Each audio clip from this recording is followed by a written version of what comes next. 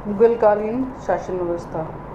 मुगलकालीन शासन व्यवस्था के मूल ढांचे को खड़ा करने में किसका श्रेय था? अकबर का था। और जिस पद्धति को उसने लागू किया वह औरंगजेब के समय तक चलती रही। तो इसमें क्या कि उनकी शासन व्यवस्था में दो तत्व थे, अरब और फारस की व्यवस्था के चिन्ह विद्यमान थे और भारतीय शासन व्यवस्था के गुण भी इसमें घुल मिल गए थे। तो यदुनाथ सरकार ने लिखा है कि मुगल शासन प्रणाली भारतीय और अभारतीय प्रणाली का एक मिला जुला सम्मिश्रण रहा, अथवा वास्तविक रूप में फारस व अरब की प्रणाली भारतीय परिस्थितियों के प्रयोग की थी।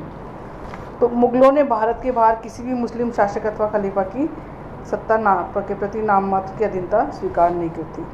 इस दृष्टि से वे सल्तनत काल से बिल्कुल अलग थे और सल्तनत काल का दूसरा स्वरूप सैनिक स्वरूप था। मुगलों की शासन व्यवस्था का आधार ही क्या था? सैनिक व्यवस्था। साम्राज्य के समस्त नागरिक अधिकार मनसबदार सैनिक पदाधिकारी थे, सेना के बख्शी से अपने वेतन पाते थे। दिल्ली सुल्तान के विपरीत मुगल शासकों ने अपना प्रजा के हित के लिए सुसभ्य जीवन परिस्थिति का निर्माण करना भी अपना कर्तव्य समझा और शासन की ओर से प्रजा के दैनिक जीवन में बहुत से कम ही हस्तक्षेप किया, मतलब प्रजा को स्वतंत्र रूप से रहने की अनुमति प्रदान की उन्होंने। फिर है सम्राट। तो दिल्ली सुल्तानों ने जहाँ तक संभव हो सका था इस्लामी कानूनों का पालन करने का प्रयास किया था, परंतु मुगल सम्राटों ने कुछ मामलों में इस्लामी परंपरा का पालन नहीं किया था। मतलब दिल्ली सल्तनत में जितने भी सुल्तान हुए हैं इस्लामी कानूनों को अपनाने का प्रयास किया, परंतु मुगल सम्राट इससे भिन्न रहे। उन्होंने सारी इस्लामी परंपराओं का पालन नहीं किया। मुगलों ने सुल्तानों की भांति अपने आप को केवल मुसलमानों का शासक नहीं, अकबर और जहांगीर ने अपने आप को समस्त प्रजा का सम्राट माना। मतलब जैसे सुल्तान क्या करते थे, केवल मुसलमानों को अपने आप को शासक मानते थे, लेकिन मुगलों में एक अच्छी बात यह रही कि उन्होंने समस्त प्रजा को अपनी प्रजा माना और उसका सम्राट माना। सभी के साथ समान व्यवहार किया, जिसमें अकबर और जहांगीर का नाम विशेष तौर पर लिया जाता है। इस्लामी परंपरा के विरुद्ध मुगलों ने अपने आप को ईश्वर का प्रतिनिधि घोषित किया था। यह बात हिंदुओं के राजत्व सिद्धांत के अधिक निकट थी। मुगल काल में समस्त सत्ता सम्राट के हाथों में होती थी। केंद्र में सम्राट शासन की धुरी था।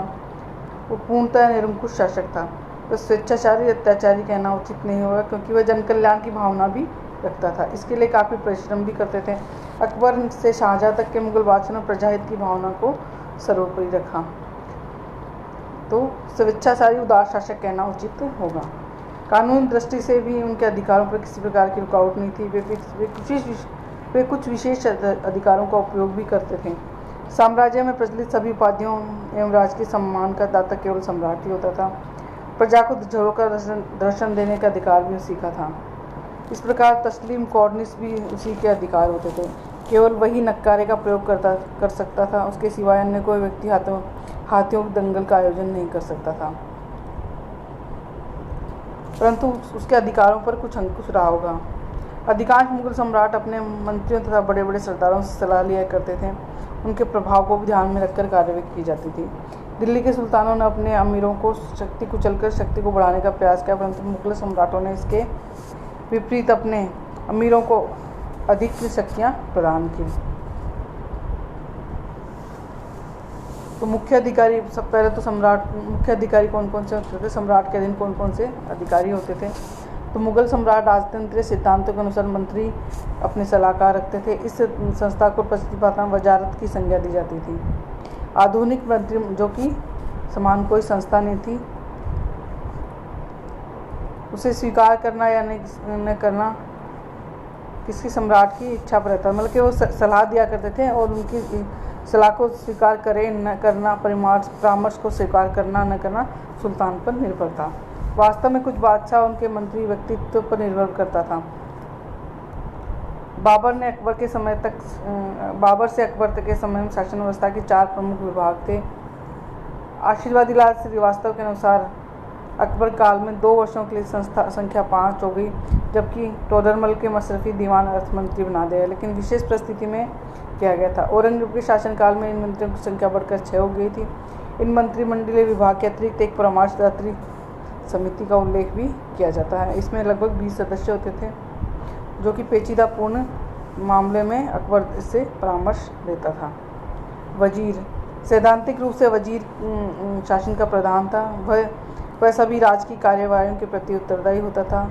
उसे प्रधानमंत्री, वकील, मालक, दीवान भी कह सकते हैं। सम्राट की अनुपस्थिति में शासन का सारा दायित्व उसी को वहन करना पड़ता था। दीवान होने के नाते वह राजस्व विभाग का सर्वोच्च अधिकारी था। राज्य की संपूर्ण आय व्यय का देखभाल उसी को काम था। आईन अकबरी के अनुसार दीवान अर्थ संबंधी बातों में सम्राट का नायब होता था। शाही राजकोषों में देखरेख करता था, हिसाब किताब की जांच करता था। उसी के पास मालगुजारी की रकम जमा रहती थी। वहीं लौकिक अराजकता भी में व्यवस्था स्थापित करने वाला होता था। इसे सम्राट और जनता दोनों से ही संपर्क बनाए रखना होता था। सरकारी नौकरियों में नियुक्ति दीवान की सिफारिश पर होती थी। राज कार्यों से संबंधित कई आदेश पत्रों पर दीवान के हस्ताक्षर आवश्यक थे। बख्शी के कार्यालय से संबंधित प्रपत्र दीवान के हस्ताक्षर के बिना मान्य न थे। मनसबदारों को तनख्वाह, जागीर के खर्चे, प्रांतों से भेजी जाने वाली रकम, बदलते मास आदि उसके हस्ताक्षर होते थे। दीवान नवीन पद ग्रहण करने वाले प्रमाण पत्र भी जारी करता था। जनता की राजस्व संबंधी शिकायतें भी दीवान के सामने पेश की जाती थी। उसके विभाग में लगभग सभी आवश्यक रिकॉर्ड होते थे। एक प्रकार से उसका कार्यालय राज्य का अभिलेखागार होता था। उसके सहायक अधिकारियों में दीवान ए खालसा, दीवान तन मुस्तौफी, दीवान बहुतात प्रमुख थे। मतलब सैद्धांतिक रूप से क्या होता था, शासन का प्रमुख होता था। वह सभी राजकीय कार्यों के प्रति उत्तरदायी, और उसे प्रधानमंत्री भी कह सकते हैं, वकील मुतलक भी कह सकते हैं, दीवान भी कह सकते हैं। और सम्राट के अनुपस्थिति में राज्य का सारा कार्यभार वही देखता था और राजस्व विभाग का सर्वोच्च अधिकारी भी होता था। संपूर्ण आय व्यय का देखभाल भी वही करता था। आईन अकबरी के अनुसार दीवान अर्थ संबंधी बातों में सम्राट का करना उसी का काम था। अर्थ संबंधी बातों में सम्राट का नायब होता था। शाही राजकोषों में देखरेख करता था, हिसाब किताब की जांच करता था। उसी के पास मालगुजार की रकम जाती थी।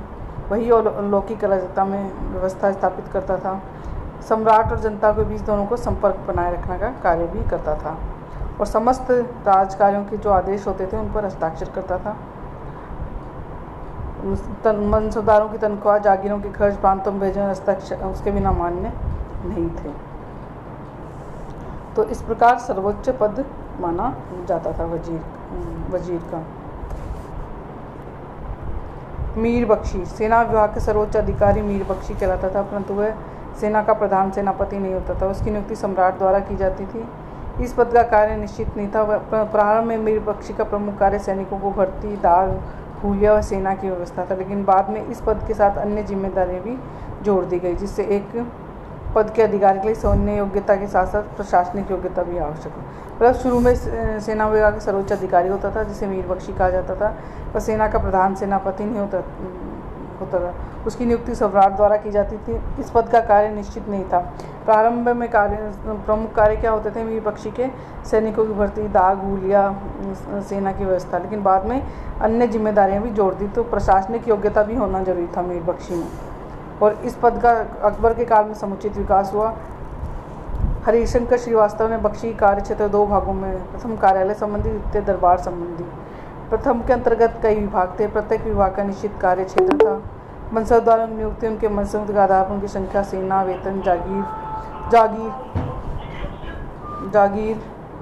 आदि की जांचों की बख्शी कार्यालय में होती थी। मीर बख्शी के सर्टिफिकेट के बिना मनसबदारों के बिना वेतन का भुगतान होना संभव नहीं था। दरबारी कार्यों के संबंध में अबुल फजल लिखता है कि बाहर से आए सभी नवीन सैनिकों के वेतन तैयार करा के बख्शी ने सम्राट के समक्ष उपस्थित करता था। बख्शी सम्राट की यात्राओं, बाहरी दौरों, शिकार आदि से साथ रहता था।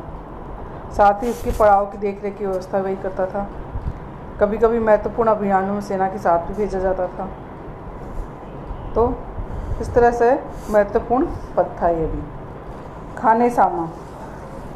अकबर के शासनकाल तक खाने सामान के पद के मंत्री समान नहीं थे, परंतु बाद में ये महत्वपूर्ण पद हो गया। यह पद घरेलू विभाग से संबंधित सम्राट की दैनिक भोजन व्यवस्था, कपड़े, हीरे जवाहरात, गोला बारूद, शाही महलों के काम में आने वाले पशुओं की देखरेख भी इसी विभाग की जिम्मेदारी थी। उमराओं की नियुक्ति की जाती थी। खाने सामान का प्रमुख कार्य राज के परिवार से संबंधित सदस्यों की जरूरतों की पूर्ति देखरेख करना था। वह सम्राट के निजी नौकरों, दासों का प्रधान था। राजमहल में रहकर यदि सम्राट बाहरी दौर पर जाता तो वहाँ भी रहकर दैनिक खर्च, खान पान, वस्त्र आदि की व्यवस्था देखता था। सम्राट से संबंधित जनाने की देखरेख, उसकी आवश्यकता की वही देखरेख करता था। प्रधान काजी। मुगल काल में सम्राट के न्याय विभाग द्वारा दूसरा महत्वपूर्ण पद कौन सा होता था? प्रधान काजी होता था। मुगलों की न्याय व्यवस्था का प्रमुख आधार मुस्लिम कानून निर्माताओं द्वारा निर्मित सिद्धांत दिल्ली सुल्तान द्वारा स्थापित की गई न्याय व्यवस्था थी। सम्राट राजकीय कार्यों में अधिक व्यवस्था करने संभव नहीं था, अतः सभी अपीलों की सुनवाई कर सके, इसलिए प्रधान काजी की नियुक्ति की जाती थी। वह अपीलों की सुनवाई करता था। इस दृष्टि से साम्राज्य का सर्वोच्च न्यायाधीश होता था। साम्राज्य की न्याय व्यवस्था के लिए उत्तरदायी था। प्रांतों, जिलों, नगरों, काजियों की नियुक्ति करता था। उनके निर्णयों के लिए अपीलों की सुनवाई करता था। मुख्य काम तो उसकी सहायता के लिए मुक्ति होते थे। वे इस्लामी कानूनों की व्याख्या करते थे। मुगल काल में अधिकांश काजी भ्रष्ट घूसखोर होते थे। डॉक्टर आशीर्वादी लाल श्रीवास्तव और डॉक्टर इब्न हसन का मत है कि काजी उल-कुजात, प्रधान काजी, प्रधान सद्र एक ही थे। प्रधान सद्र उस सुदूर मुस्लिम कानूनों के विद्वान ज्ञाता, जिसे शरा की पूरी जानकारी से उलेमा कहा जाता था। शासन कार्यों में सम्राट उलेमाओं से परामर्श किया करता, लेकिन एक साथ ही उलेमाओं से परामर्श करना संभव नहीं था। अनेक उलेमाओं से, अतः शासन के किसी एक उलेमा को चुनाव करता था। उसे शेख उल इस्लाम कहा जाता था। काजी उल-कुजात भी कहा जाता था। परंतु कई कठिन प्रश्नों पर विचार के लिए शरा के ज्ञाताओं को बुलाया जाता था। इन्हें सुदूर भी कहा जाता था। जो स्थायी रूप से परामर्श के लिए नियुक्त, उसे सद्र उस सुदूर भी कहा जाता था। इसका प्रमुख काम क्या था? सम्राट को धार्मिक मामलों में सलाह देना। इसके अलावा राजकीय दान पुण्य की व्यवस्था, धार्मिक शिक्षा की व्यवस्था, विद्वानों, साधु संतों के लिए राजकीय अनुदान की व्यवस्था करना उत्तरदायी था। डॉक्टर इब्न हसन का मत था कि सद्र सुदूर का काम केवल उलेमाओं को राज्य द्वारा जागीर बख्शिश करवाना था। निर्धनों को धन दिलवाने तक ही सीमित रह गया था। औरंगजेब ने पहली बार इस मंत्री स्तर पर प्रदान किया था। मुअत्तिसिब मुगल काल में इस पदाधिकारी का सामान्य कार्य जनसाधारण के नैतिक चरित्र आदर्श को उन्नत बनाना था, परंतु व्यवहारिक दृष्टि से इसका कार्य क्षेत्र मुसलमानों तक सीमित था। मुसलमान लोग इस्लाम की शिक्षाओं के अनुसार जीवन यापन करते थे, तो इसके लिए इसको मुअत्तिसिब को नियुक्त किया गया कि मुसलमान लोग इस्लाम की शिक्षाओं के अनुसार जीवन यापन करते हैं या नहीं करते हैं। उसका मुख्य काम था मुस्लिम लोगों को इस्लाम के विरुद्ध आचरण करने के लिए रोकने का उसका प्रमुख उत्तरदायित्व होता था। उपयुक्त प्रमुख अधिकारियों के अलावा कौन कौन से होते थे?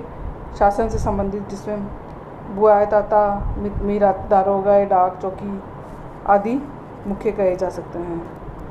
बुआयतात का मृत पुरुषों को धन संपत्ति का लेखा जोखा रखना, उस धन राजकीय कर को काटकर शेष धन मृत पुरुष के उत्तराधिकारी को लौटा देना था। मीर आतिश तोपखाने का अध्यक्ष होता था। वह मीर बख्शी के अंतर्गत काम करता था। उसका मुख्य काम शाही महल दुर्ग की सुरक्षा का प्रबंध करना था। दरोगा डाक चौकी राजकीय विभाग का अध्यक्ष होता था। शासकीय पत्रों को भिजवाने पहुंचाने के अलावा गुप्तचर विभाग को सौंपा गया था। तो ये केंद्र शासन व्यवस्था थी मुगल कालीन, जो मैंने अभी तक आपको बताई है।